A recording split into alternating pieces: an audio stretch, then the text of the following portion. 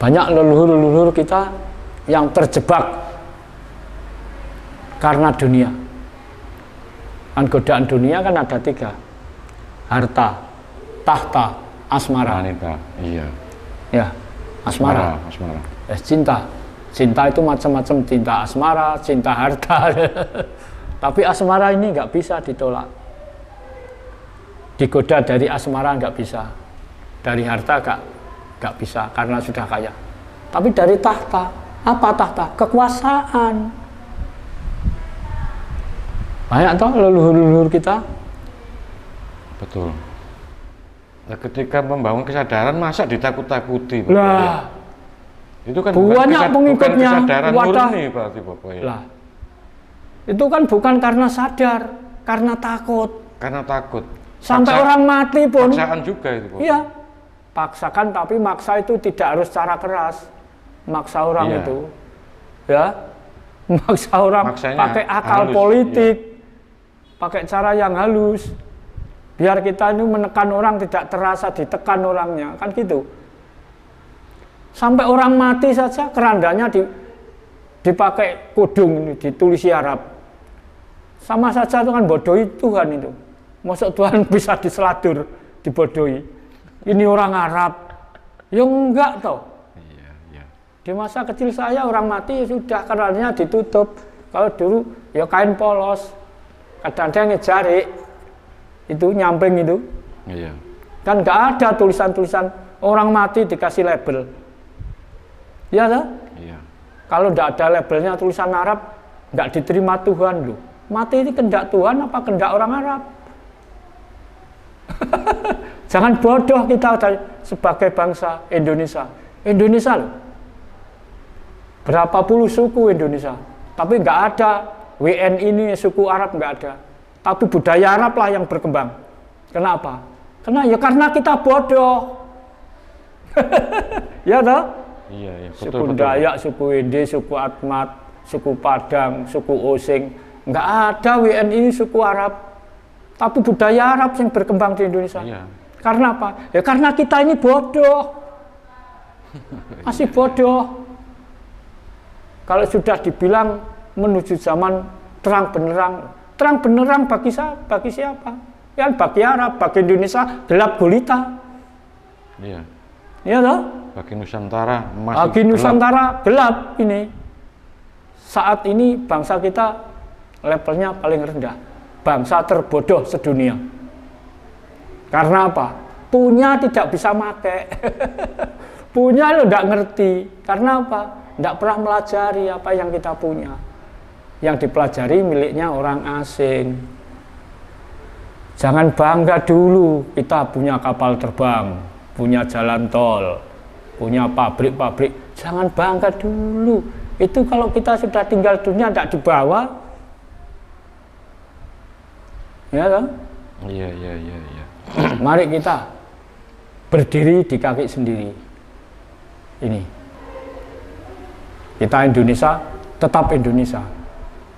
Kembali Nusantara, ke jati diri kita. Nah, Nusantara tetap Nusantara. Bali ke jati diri. Oh, jati dirinya saja nggak menemukan. Nggak tahu, ya. Ya.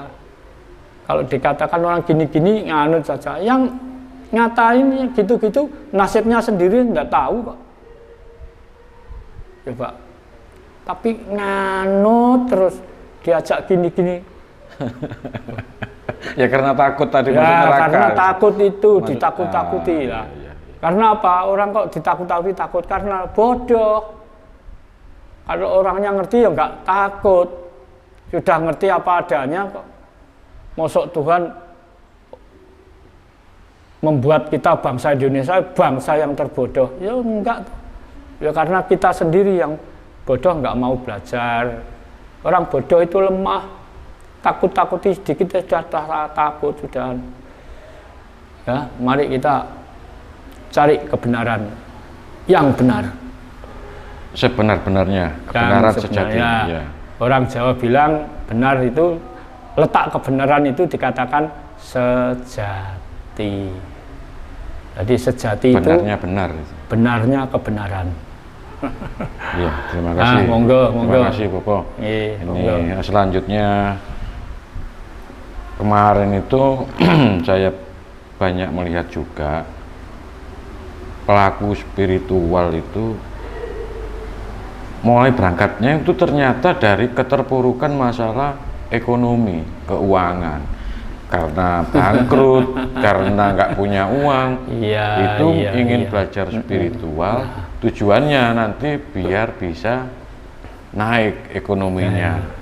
Bagaimana menurut Mbah Harjo itu? Makanya tadi dan saya sudah bilang, manusia hidup loh, yang dibutuhkan apa? Mencari kan karena butuh. Kalau nggak butuh nggak mencari toh.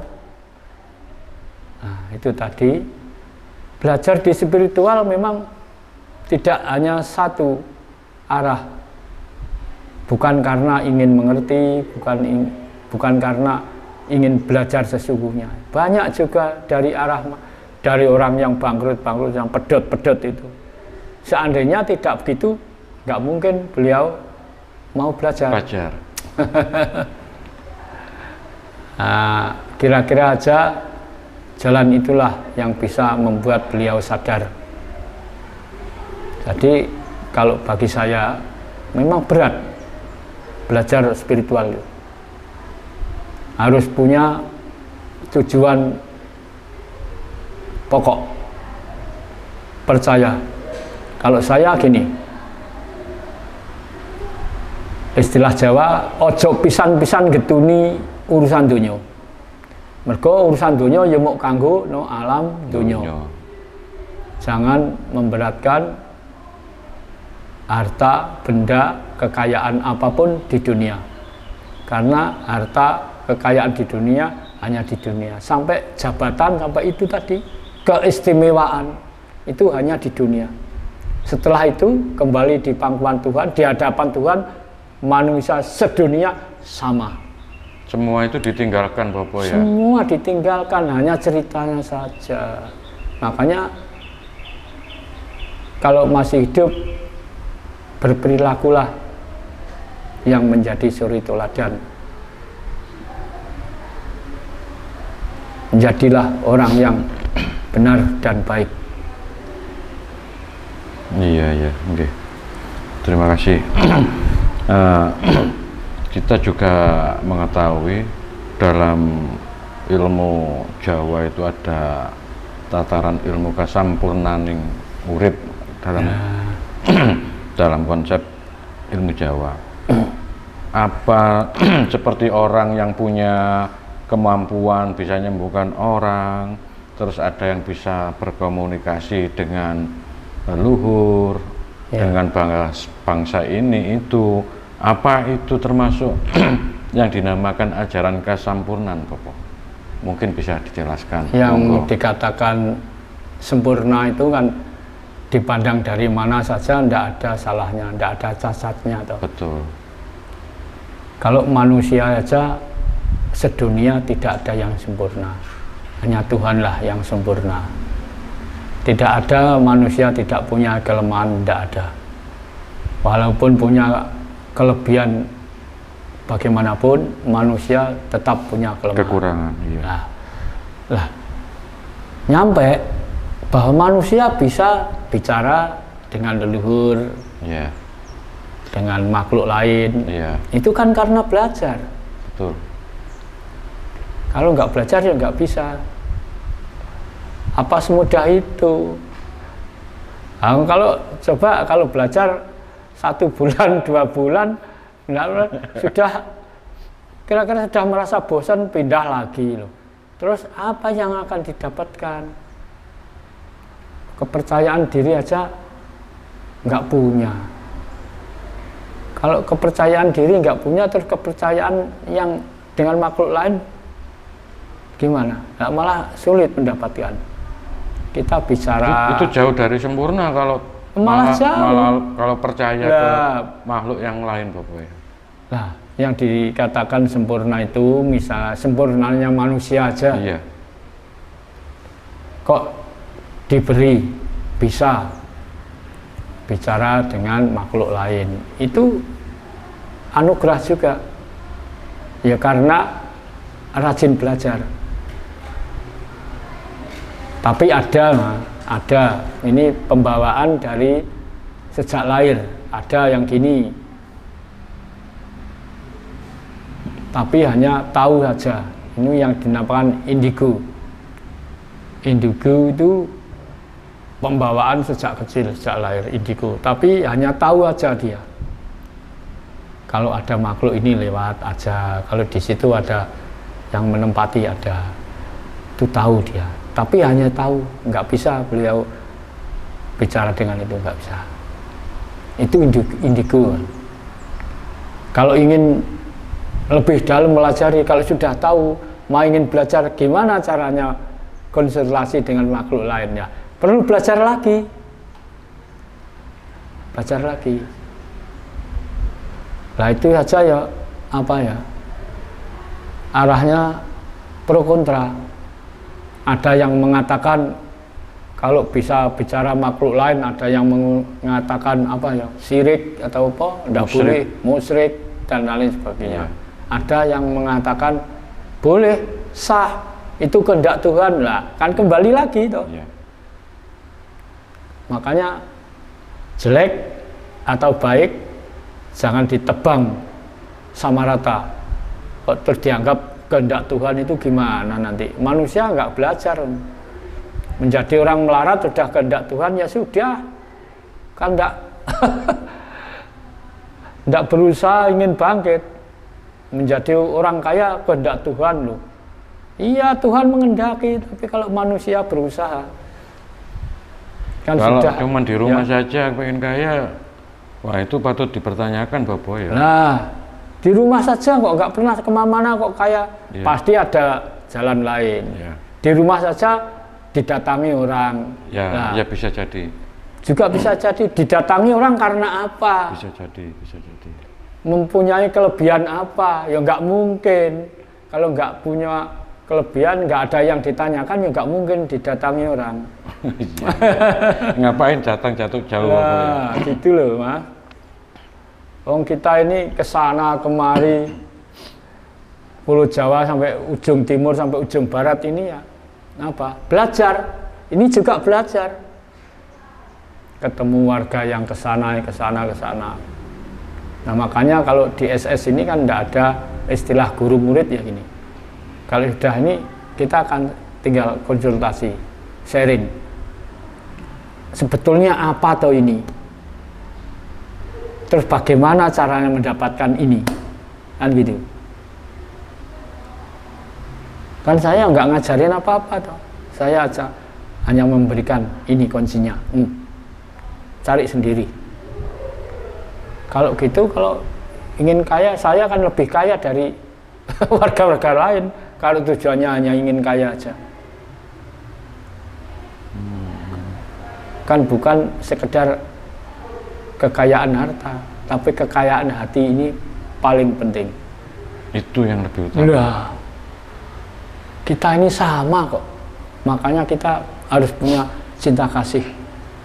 Banyak leluhur-leluhur kita yang terjebak karena dunia. Kan godaan dunia kan ada 3. Harta, tahta, asmara. Iya. Ya, asmara.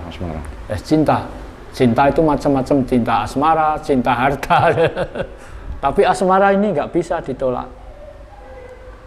Digoda dari asmara nggak bisa. Dari harta nggak bisa karena sudah kaya. Tapi dari tahta, apa tahta? Kekuasaan. Banyak toh leluhur-leluhur kita. Betul. Lah, ini bisa menjadi Koco Benggolo. Misalnya, ya kakek kita sendiri, Mbah Said, Mbah Raden Said itu kan ya terperangkap karena apa? Tahta, kekuasaan. Ada kaitannya. Ada. Beliau digoda harta, beliau anaknya orang bupati. Sugih. Bupati, ya. Putra bupati, orang terpandang, orang terpengaruh di zaman itu. Betul. Semua putri-putri siapa saja yang mau mengendaki ingin dibersunting, nggak ada. Tapi kelemahannya ini kakek kita ini, leluhur kita, leluhur orang Jawa, masih bisa tertangkap dengan perangkap ini, tahta, kekuasaan. Ya, seandainya leluhur kita ini tidak punya kelemahan ini, orang Jawa tidak seperti ini beratnya. Ya, toh? Betul, Pak. Betul, betul. Makanya sebelum itu yang datang ke sini ya, zaman kejayaan Majapahit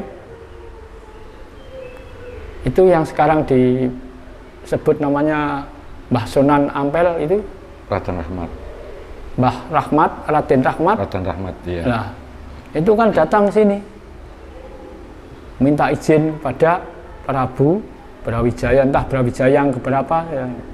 Tapi jelasnya kan gitu, diizini. Nah, setelah beliau tahu kalau mau bertuhan kok caranya beda, jadi dipindahkan ke sana. Loh, kalau bertuhan kok apa bengok-bengok ini? Teriak-teriak, panggil-panggil Tuhan. Iya, iya. Nah, kan orang Jawa dulu kan enggak. Sampai sekarang orang Jawa kalau bertuhan kan cukup diem aja, Iya. tak gini. Kalau sudah punya kunci ya paling dak, buka kunci, nah langsung. Kan beda dengan budaya dari sana. Beda. Ya. Setelah itu beliau, oh kalau gini kan ganggu saya, coba saya tempatkan di sana. Cara Jawane, taklih nih kono. Tapi nggon ki ora tak wenehno, tak wenehi ngampil. Nyilih. Oh, dipinjami. Dipinjami tempat. Istilahnya ngampil. Sekarang istilah jadi ngampel. Ini saka tembung ngampil. Ngampil ki nyilih. Oh, gitu. Disili. Iya. Enggak, baru tahu ngampil. ini, Bapak. Ah, itu loh. Ngampil. Kalau ini tidak diwedar mungkin kita ya selama ini tetap tidak tahu ini. Ya, enggak tahu. Nah, seperti itu.